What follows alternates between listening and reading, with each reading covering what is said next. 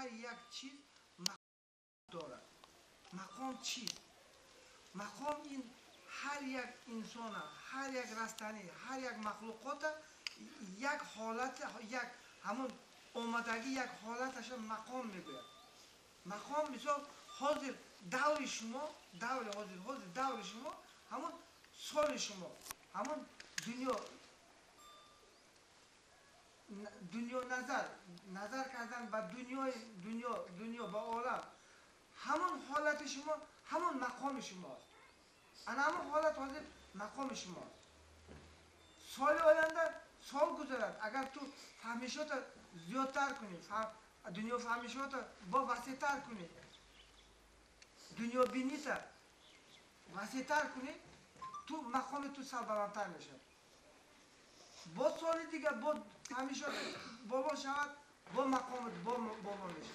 همین خیلی مقام یکی آدم ها در مقام قرار شدگی، مثلا دانشش قرار کردگی، فهمیشاتش قرار کردگی، اواره دنیا شدگی، 20 ساله 25 ساله است قرار شدگی، میبینید 40 ساله 45 ساله یا 50 ساله یا 60 ساله مقامش همون 25 ساله با این ایستاده، ولی که در 25 ساله است مقامش قرار شدگی و گپ میزنه. ساخت 25 ساله بچه گپ میزنه، از دنیا از دیگه چیزا فهمیشات ندارد، برای که مقامش همونه. اکنون شما یاشین ساخت یک نهال که نهال کدام طرف کج کنی همون طرف میسبزه. شما یا حاضر کدام طرف کج کنیم همون طرف میسبزیم. یعنی مقامتون حاضرنگی مقامتون همه خیلی ما شما را دیگه خیل کنیم دیگه خیل میسبزیم. ما شما قلای بلند به برداشتن ما ممکن. یعنی مقام بلند شدن پس او دنیا را وسیع میبیند، عالم را وسیع میبیند تا درجه ای که خدا را عمیق میبیند. انا اینا مقام میگن. فهمیده؟ مقام اکن یک خیل بچه یک خیل آدم ها هست که عموما منطق نداره. در فلسفه، درباره فلسفه اگر شنود، فلسفه را توغری میفهمد. ساخت یک خنده کشودی، مثلا این خند باشد، این خنده اکراب کشیدی، درون نشده خنده، او این خنده میخری. برای این چکار کردن در کار؟ این خنده کشودن در کار کاغذ شد. فلسفه هم ساخت همیخره. او پیچاندگی خوش روی پیچاندگی یک چیز است که او را کشوده خندش گرفتن در کار. یک خیلی منطق نداشتگی، یعنی مقامش بالا نکردگی انسان ها ایدرون این خند نگرفته همین خیلی کاغذش قطعی میخورد ساخته. توغری میفهمد. یکی عمر خیام شعرش بخواند توغری میفهمد. توغری که مای خودگی نازنین قطعی معیشت کردگی انا میخیر میفهمد خواهد. او فلسفه درون او را کشو، او را شرح کن، ای درونش خند میبرد. او لذت میبرد، تو به لذت میتید. همین خیلی که انا اینا چیزا منطق میگه. آدم منطق دار از هر یک چیز شیرینی میگیرد، از هر یک سخن، از هر یک حدیث، از هر یک آیت قرآن منطق میگیرد برای خودش. فهمیدین؟ او منطق نداشته که انسان از کجا منطق میگیرد. او توغری میفهمد. همین خیلی که جنت و دوزخ هم فهمیشاتش منطقی فهمیشاتش دیگه خیره. خداشناسی هم منطقی خدا را شناختن دیگه. اگر خدا را منطقاً عمیقاً شناسی، او خدا را تو عمیق میبینی، عمیق بودگیش هم میفهمی. بعد او آدم به نماز گشته میتونه عمیق خدا را بودگیش هم میفهمه. الله اکبر گفته میمونه، برای که الله بزرگیش منطقاً میفهمد و ای درون میفهمد خدا را میشناسد. انا اینا منطق میگن، روسی لوگیکا میگن. شما باید منطق خود بیدار کردنتان در کار، بعد مقام شما بلند میشه. اگر منطق بیدار نکنید مقام شما بیدار نمیشه. منطق قرار میشه، مقام قرار میشه. مقام قرار شدن پس ساخت یک گودک با این صحبت میکنه. من از یک بچه هم هست که مشق کرده استاد چند سال مشق کرده استاد همگونه خودش خاطر صحبت کرده نمیتونه. برای که او منطق ندارن. این درباره منطق بالا رفتگی. ساخت گودک صحبت میکنه نه صحبت کنه. ساخت گودک او برای شما یک گودک باید. برای که صحبت منطقی نشنیده است. شما خدا با شکر صحبت منطقی شنیده است. مشق کرده است. او یخلو نفهم اما منطق ندارد یعنی فهمیش ندارد و یا او را پدرش هم همیشه فهمیش ندارد که ندانسته دست سیختن بر داده ماندگی فرزندش دست چخیر میشد که ما ملت تاجیک باشیم و ملت خدا فروشیم یک ورزش گفته یک کیمانا میتید یا که یکان پدر که میتید گفته ما دین خدا ما فروشیم ملت خدا ما فروشیم این نقض است چخیر میشد که تاجیک خریستیان شود این نقض است این زیبا است این گجبه این بیچاره پدر ممکن نفهمد همونه لیکن پدر فهمد ممکن نمیماند همون بچهشه ممکن نمیفهمد لیکن همون جورات هم بگویه همون دست میتید او دست دادن مقصد سلامتی شما برقرار کردن نه مقصدش او نه مقصدش دین ما دزدیدن یعنی شما خریستیان کردن مقصدش برای همون توفه هم پدرکی هم همش میتید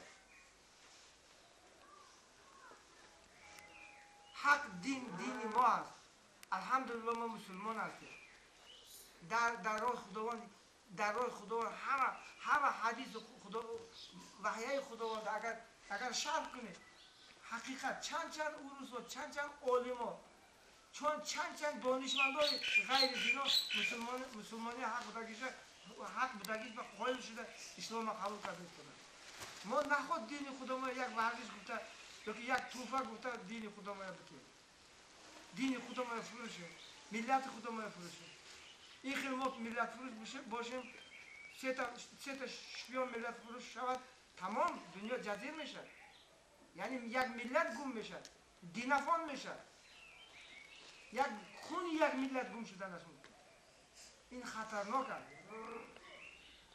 خدا به الحمدلله شکر وطن داریم از همه زیباترین وطن ماست میدونید آب ما با این آب هست در کجا هست کوهای ما با این کوه هست این کوه از این کوه چند حال بایگری هست میلیارد بایگری هست در این کوهای ما از این استفاده میبودن خواستگی آدم ها نیست خیال میکنه این اول عمیق دین فروشای تیار میکنن برای هم بدونیم اقلا اویله زیرات خودتون نفروشید ما دین اسلام داریم باید دین اسلام داریم مذهب خود بریم بدن تربیت کنیم او وقتی کار نداشته باشیم مایلش لیکن دل خطی سوخته شده نمانده کن جورمان باشد گرداندن نمانده کن بگرد جوره این را بگرد کتن نمانده کن اگر او در خریستانی بیدار شود او را بیدار کردن قین است نمیشد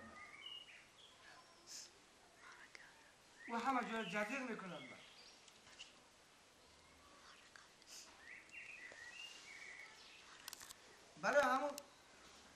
برای همون امتیاز شده رو مادر کن بدن تربیه علمی منم علم شرقی میگن این آواز شما یاد گرفته سوزاگی ضربه های شرقی میگن این ضربه های ما این اسلوب ما یک ضربه شرقی یک ضربه ما هست این را ما آموخته نمان در کن با چخورتر آموخته نمان در کن با چخورتر چند خواهد آموزیم همیشه عقلمون بالا میره همیشه سلامتی نفس میشه سلامتی نفس او بچه با عقل میشه تنه خوشنو میشه زیبا میشه برای انسان بچه ها هستن خودشناسی ندارن خودشان شناخته نمیتونن یکان ورزش خطی مشغول نه او آینده بنگی میشه الکش میشه یکان دانش هم در مکتب هم نمیخوند برای که فکر عقیدش دنیا یافتن است Dunyo va nafs va chasbidi, tamom haromgarga ham chasbidi. Nafs boyad, ay nafs tu boyad g'olib bo'laydi. Ay nafsat g'olib bo'laydi. Xona me'royki, nafsat me'royki, baraki shayton nafsga pechonda mishadi. Nafsga pechondagi shayton.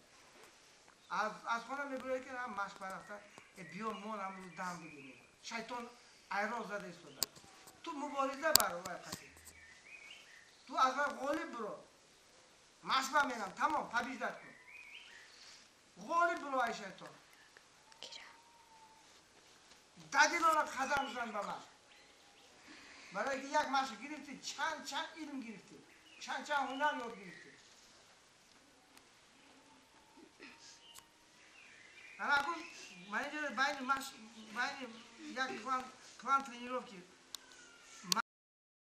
Mashqom ona baynishda men yak chiz tavsiya kardagi shuma bor. Bosh guftagi chiz. Akun ijara uruz zabon bachoyam hastan. O'zbek zabon bachoyam hastan. Baray hamma men ijara urusi navisdagi shart tojiki qadam etyapti. Ina bering.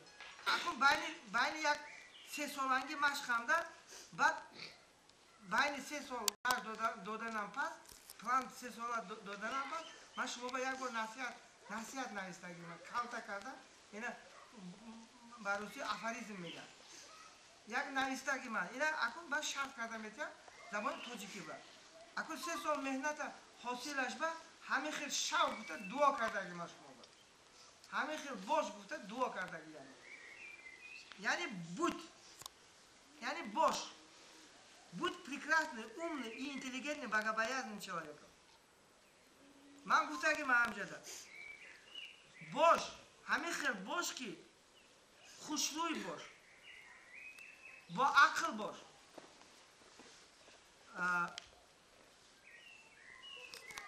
Баъд худотарс бош. Баъд худотарс бош гуфтаги. Агар tu agar zebo boshi, zebogi yak o'zi Berujon darboray zebogi savol dodagi. Darboray hamon savolash bilan javob dayin. Zebogi in botini ne bacho? Yani beruni ne? Beruni zebogi ne? Zebogi misol beruni odam kaç shudanash mumkin, yak gushash kaj shudanash mumkin, yak chashmash kul shudanash mumkin, yoki yak gardanash buromadagi shudanash mumkin. In beruni zebogimi? In zebogi ne? İnsona zebogish zohirin, daruni misha. Daruni zebo shudanash dar kor odam. Daruni zebo shud va kaj kujara boshadam beruni zebo metobat va insona. Beruni zebo metobat. Baraye ki yak duz. Baraye ki zohirin xulq و اطوار yani insona xulq و اطوارش beruni ba mezanad yani botinish ba mezanad. Yak duz da yagon bor duzdigarish nadida. Yagon bor duzdigarish nadida. Lekin rang rahmati yak inson bashara, rangish toza. Mebini ki aychashmash mefahmi ki duz dayvar.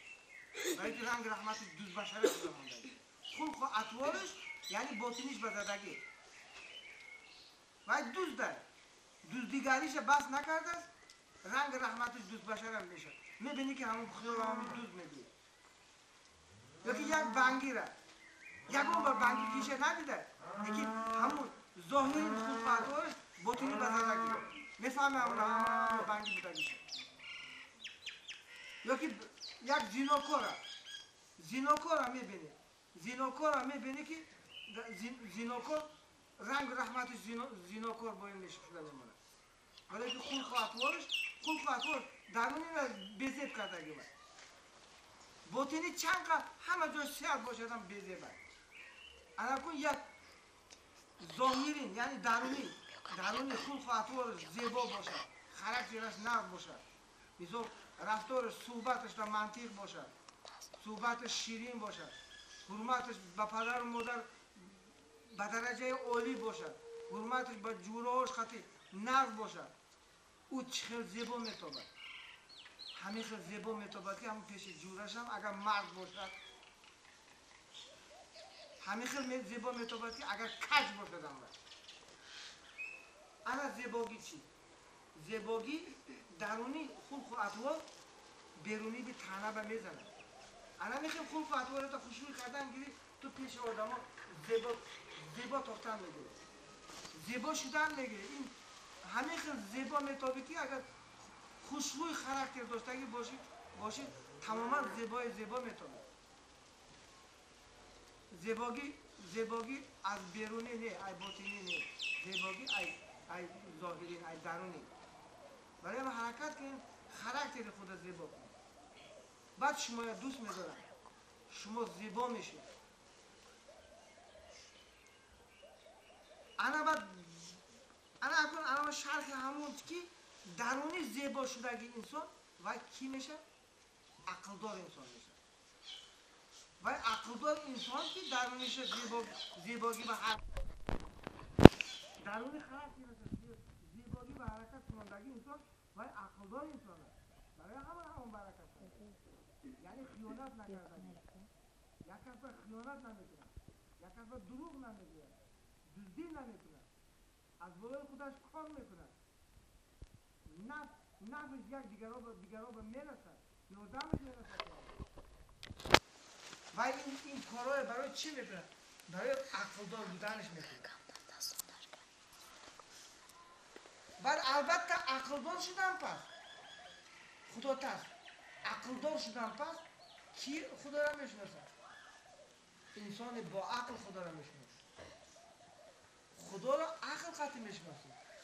انسان با عقل البته او خدا را میشناسه. انسان عقل نداشتگی باشد او خدا را از کجا میشناسه؟ خدا را شناختن پس چند خدا را عقل قطعی شناختن بگیری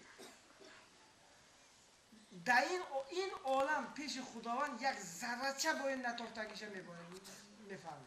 بعد الله اکبر، الله بزرگ، الله به حد زور بودگیش میفهمی. انا برای همون مسلمان ها الله اکبر میگه، برای که پیش خداوند این عالم چیست؟ عالم هیچی، یک ذره‌چه، یک چنگ، ذره‌چه چنگ باید نمیتونه. برای خودش ساختگی یک چیز چه است؟ بعد از همین بزرگ ذات بعد ای غضبش نمیترسه. انا انسان همون عقلدار انسان بعد خدا ترس میشه.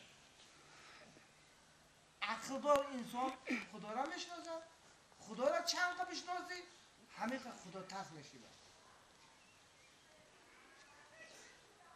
او با نزدیک شدن پس همین خرسند بختناک انسان شدن میگه. خدا تا بخت برای که دوستت خداوند شدن بس تو همین بزرگ دوست داری، تو در ذات دوستت میشه، تو بختناک انسان نیستی. البته بختناک انسان میشه. با او صحبت کردن نیستی، با دوستت صحبت کردن نیستی. صحبت این نماز است، 5 محل صحبت کردن نیستی. یک تلفن هم میگیری مثلا تلفن کات روان میکنی، تلفن تپ کاتش رو زیر کردی از امریکا میگیره، امریکا در جورت خب سلام میدین چی میگوی؟ همین من $5000 ترکار شد روان کن. اجا خب امریکا تو روان میکنه یک تلفن خط باید تلفن خطی او جورت خطی باید علاقه را دیدی؟ رادیو والنا میگویم ایخیر میگویم اگه جا میبینی کی دیده؟ کی دیده میتونه؟ کی دیده سوزه؟ لیکن صحبت کردی خداوند بهم سنا روا میکنی، خداوند همون وقت تو به جواب میده.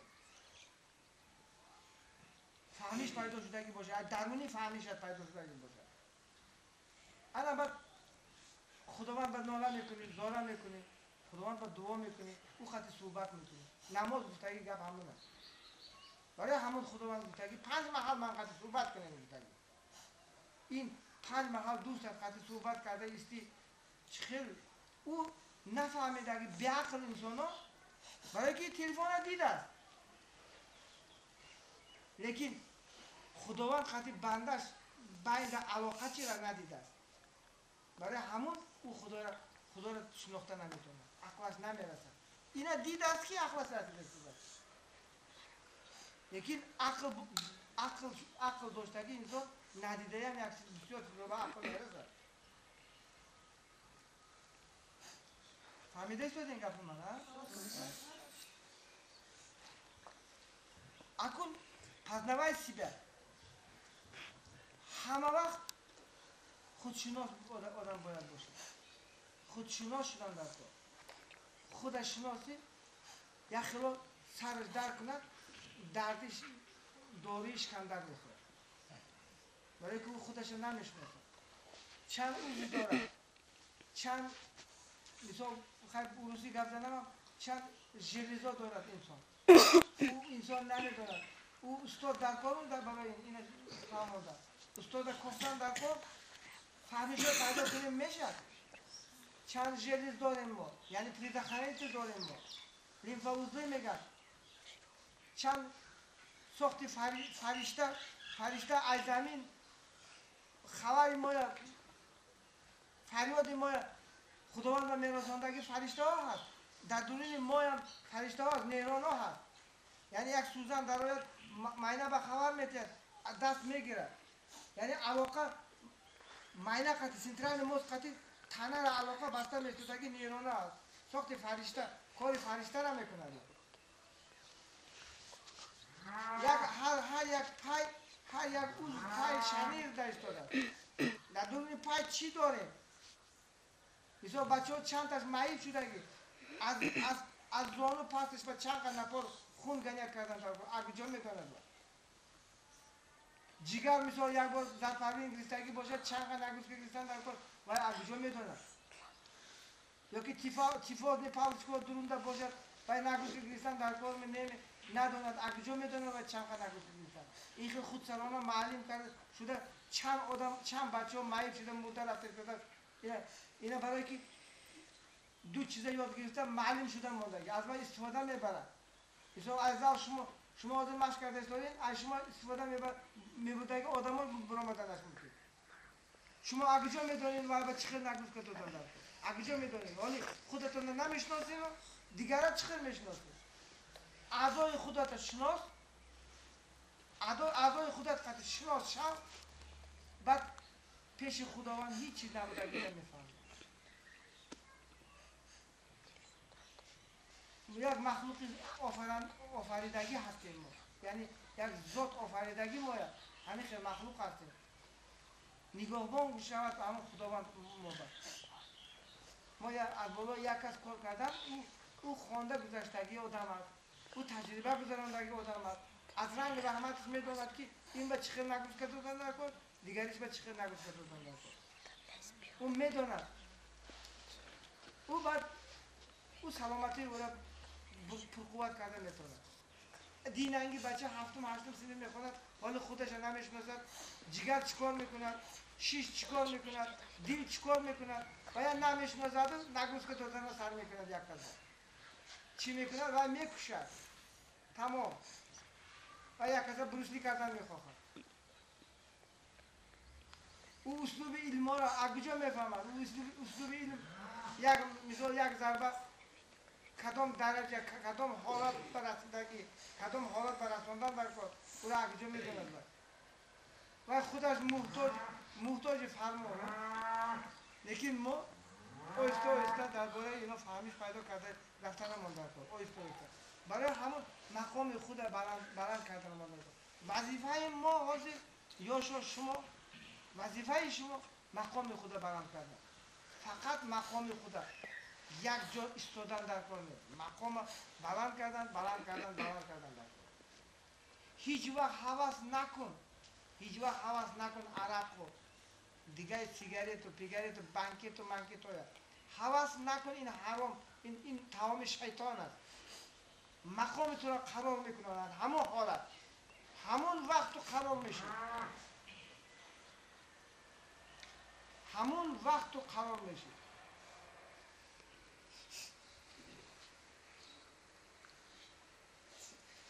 بسیارتر از بالای خود کار کن گفتگی من. بسیارتر از بالای خود کار کن. این بعد خود با خود باش. از بالای خود کار کن، بعد خود با خود باش. این چی معنی داره میگم؟ از بالای خود کار کردن هم وقت علم به حرکت کردن داره. یعنی دانش به حرکت کردن داره. دانش به حرکت کردن پیش از وقت ورزش قطع خود بقوت کردن داره.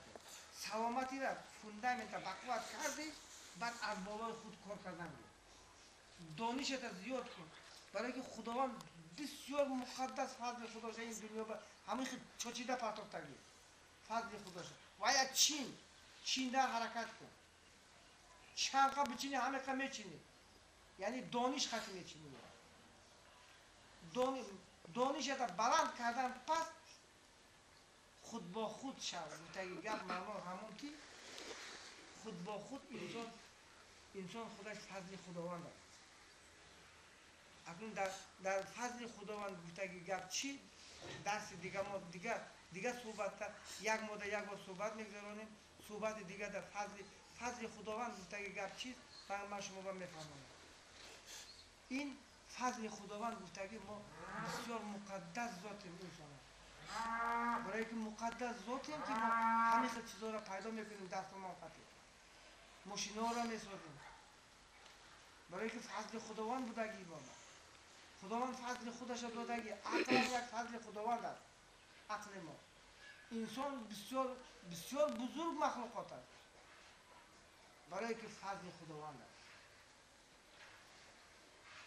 اگر انسان در خودش باشد، در خود باشد، انسان بسیار کارایی میکند. بسیار چیزا را ایجاد میکند. بسیار همه انشاءات های خوب میکند که حیران میمانه که این زیبایی را پیدا میکند که این فضل خداوند بودگیش همش. برای که خود با خود در درون خود بودگی، در درون خود بودن پس انسان بسیار چیزا قادر میشه. اگر در درون خود نشد، خود با خود نشد، یعنی جسم انسان با شیطان خوش شد، او فقط حرامگری راه به جهنم میگیره. برای که او خود با خود نیست. او خود با شیطان است، با ابلیس است. ابلیس هم دیده نمیشده که یک انسان وجودش اداره میکرده که یک مخلوقات است. اویا من گفته که چیز است که من این تنه من را اداره میکنم، من این ورزشگاه با میبرم، من این مکتب با میبرم. لیکن من خودم خطی باشم، من خودم با دیگه اداره میکردگی دیگه مخلوقات خوش نکنم، من انسان بزرگ میشم. حرکت کنم خوش نکنم، یعنی شیطان را خوش نکنم. من در خود باشم، در خودم باشم، خودم اداره کنم. همه وقت خود با خود شو. فهمیدین؟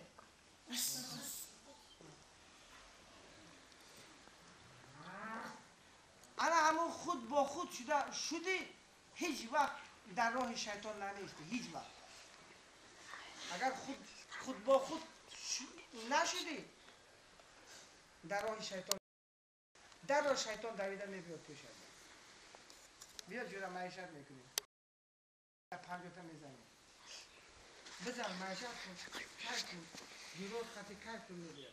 در راه تو اوشی با خود نیستی، با شیطان هستی. تو اوشی راه حرام در آمده میبید. فهمیدین؟ خود با خود شدن چی معنی داره؟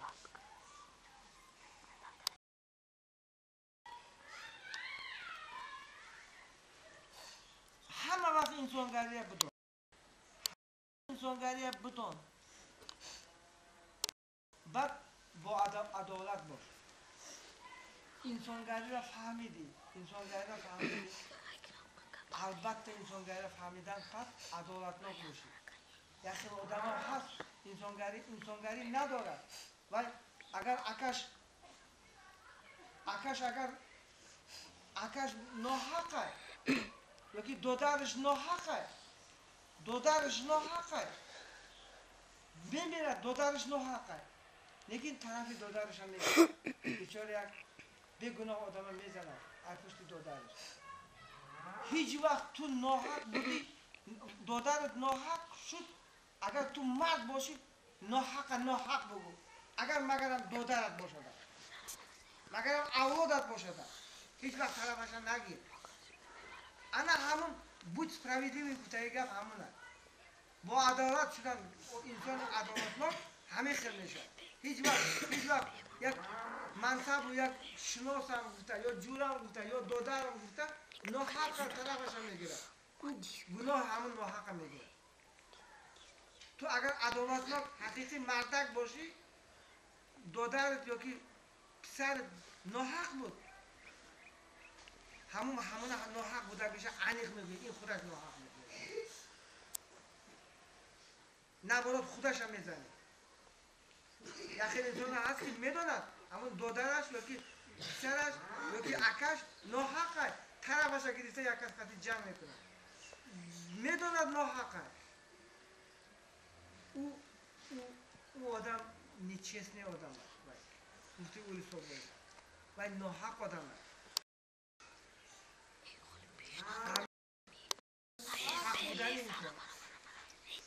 اگر همون چیزا با عمل کنی همون گپ دادگی چیزا با عمل کنی اگر از همه بختناک انسان البته با عبادت باشه با نماز باشه از همه بختناک انسان در درون انسان ها میشه از همه بختناک انسان در درون انسانیت میشه فهمیدیم؟ برای همون باش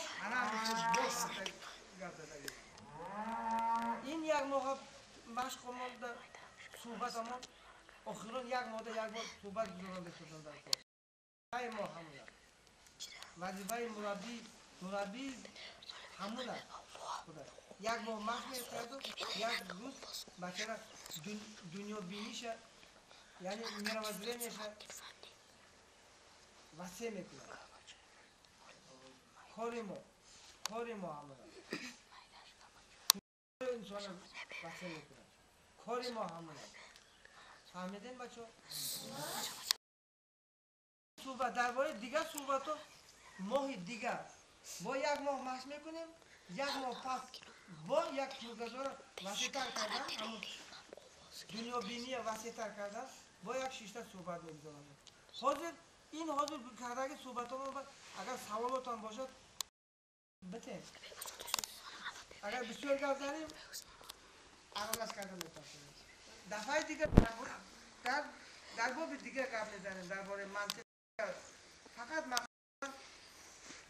جسم شما بقوت کردن روح شما دنیا بینی شما وسیع کردن مقصد ما همون است خب سوال باشد بتیم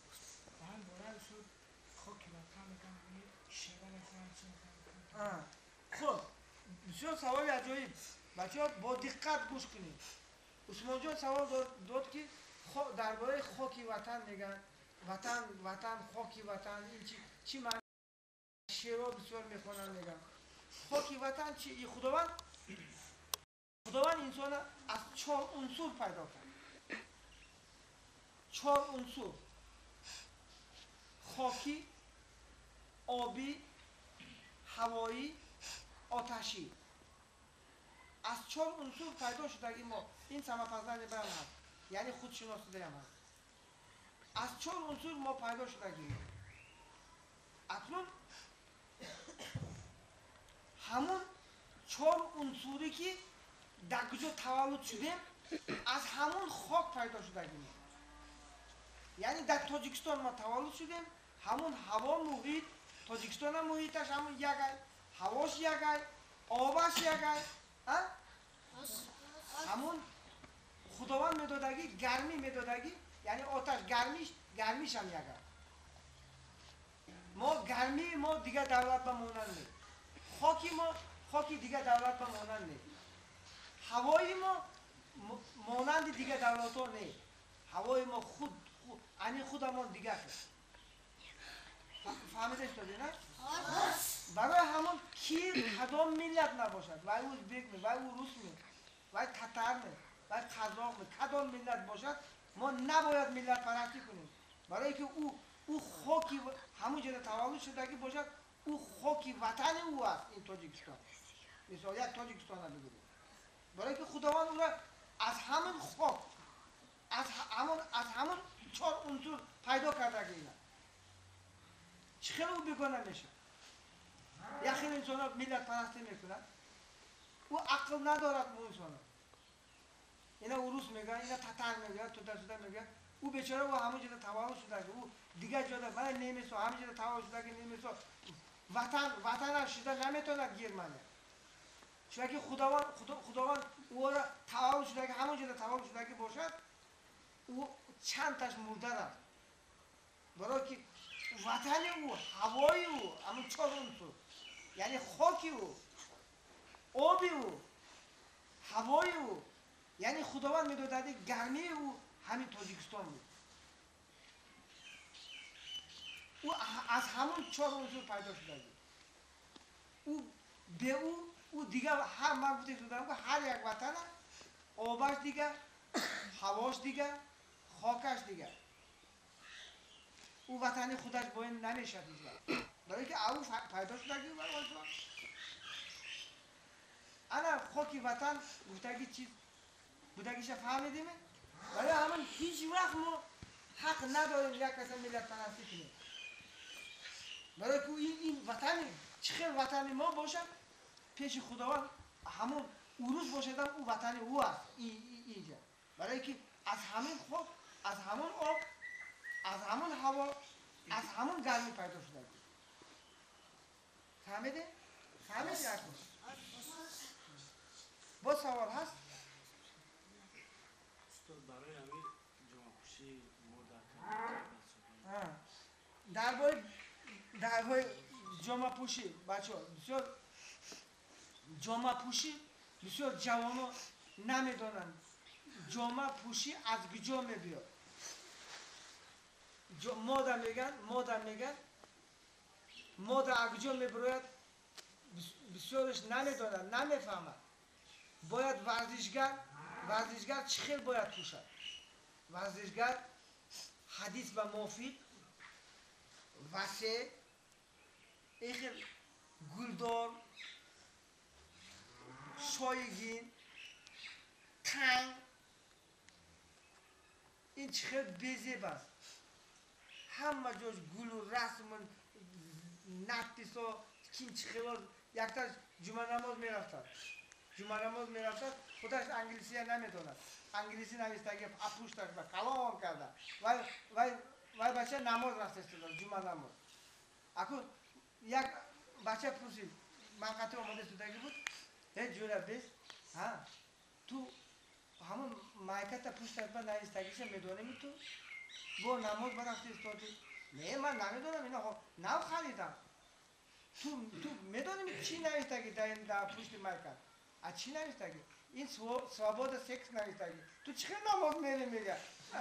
پشتش اکو نمیدونم همون چیزا خدا پوشیده رفتش تو نماز با سواباد سکس نوشتگی انگلیسی. برای همون جامعه را با موافق حدیث پوشیدن دارد. بچه واسه مردک باشد میکردگی واسه کرتا واسه شیم واسه باشد. بعد یخل تون باشد، یخل رنگ باشد، یخل سرخ و زرد نباشد، یا کبود باشد یا سیاه باشد یا سفید باشد.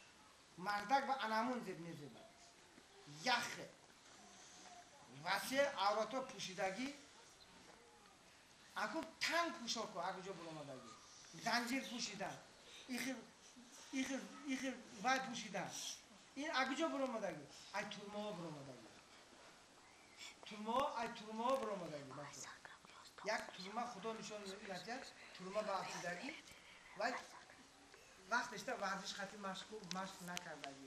Yedine boz vakati maşk nakardagi. Beçora Xudosh kasallanma o'zi. Va